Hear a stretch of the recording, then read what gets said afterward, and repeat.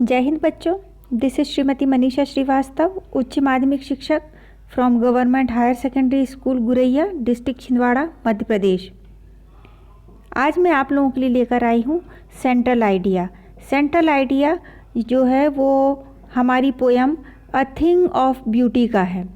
यह जो पोयम है थिंग ऑफ ब्यूटी, ये जॉन कीट्स ने लिखी है। जॉन कीट्स एक बहुत ही प्रसिद्ध पोएट रहे हैं। यह पोयम फ्लेमिंगो बुक, जो क्लास 12th की टेक्स्ट बुक है, उसमें से ली गई है, तो कक्षा 12वीं के फ्लेमिंगो टेक्स्ट बुक से। तो ये जो पोयम है ये CBSE बोर्ड और MP बोर्ड दोनों ही तरह के विद्यार्थियों के लिए बहुत ही उपयोगी है। ये जो फ्लेमिंगो बुक है ये NCERT के द्वारा प्रिस्क्राइब्ड बुक है। तो हम चलते हैं, हमारा आज का सेंट्रल आइडिया पढ़ते हैं। अ thing of beauty bye John Keats. A thing of beauty, इसका यदि सेंट्रल आइडिया का क्वेश्चन बनता है तो वह क्वेश्चन होगा इस तरीके से, write the central idea of the poem a thing of beauty. मतलब poem a thing of beauty का केंद्रीय विचार लिखें। तो हमारा आंसर होगा A Thing of Beauty is an excerpt from John Keats's famous poem Endymion।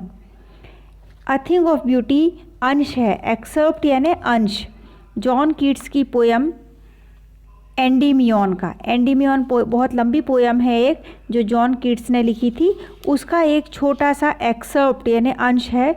उस अंश को नाम दिया गया है अ thing of beauty. A thing of beauty is a joy for ever. ये उसी पोयम की लाइन है कि कोई भी सुंदरता की चीज़ जो है वो हमेशा के लिए खुशी देती है। Is a joy for ever यानी कभी भी वो खुशी समाप्त नहीं होती। सुंदरता की चीज़ हमेशा सुंदरता बिखेरती है और वो सुंदरता से जो खुशी होती है वो खुशी फॉर एवर के लिए यानी हमेशा के लिए होती है। It's beauty increases and it never passes into nothingness. सुंदरता की चीज़ की ब्यूटी यानी सौंदर्य बढ़ता जाता है, इंक्रीजेज यानी बढ़ता जाता है, and it never passes into nothingness, और कभी भी वह जो इंक्रीज हुई बढ़ी हुई सुंदरता है वह शून्य में कभी भी नहीं पहुंचती है, मतलब शून्य तक नहीं जाती है। खुशी जॉय बना रहता है उस सुंदरता की वस्तु का। A thing of beauty moves away the pall of happiness that covers our dark spirits।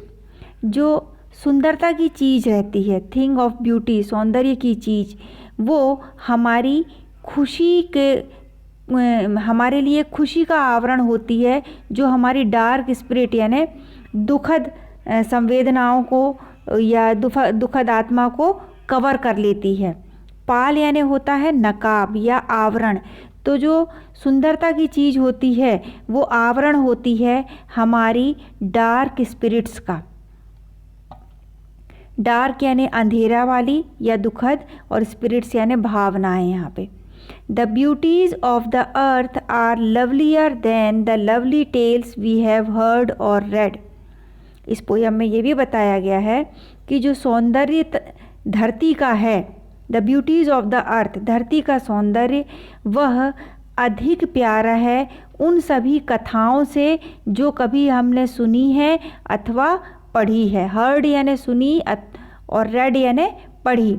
तो धरती का सौंदर्य उन सभी कथाओं से, कहानियों से अधिक बढ़कर है जिन कथाओं और कहानियों को अभी तक हम सुन चुके हैं अथवा पढ़ चुके हैं। मतलब जो कुछ अस्तित्व में है उससे ज़्यादा सुंदर जो है वो धरती का सौंदर्य है। तो यही मुख्य बात है जो अ थिंग ऑफ ब्यूटी पोयम में बताई गई है। तो यहाँ हमारा सेंट्रल आइडिया इस पोयम का समाप्त होता है। आपको 3 मार्क्स गेन करने के लिए इतना अवश्य लिखना होगा।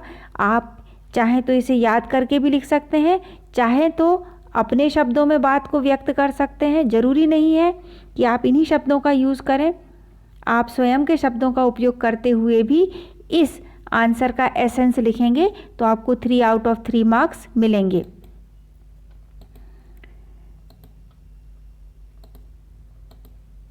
Thank you for watching the video. Have a nice day. बहुत ध्यान से पढ़ाई करें, एग्ज़ाम में अच्छे मार्क्स लेके पास होएं। Thank you.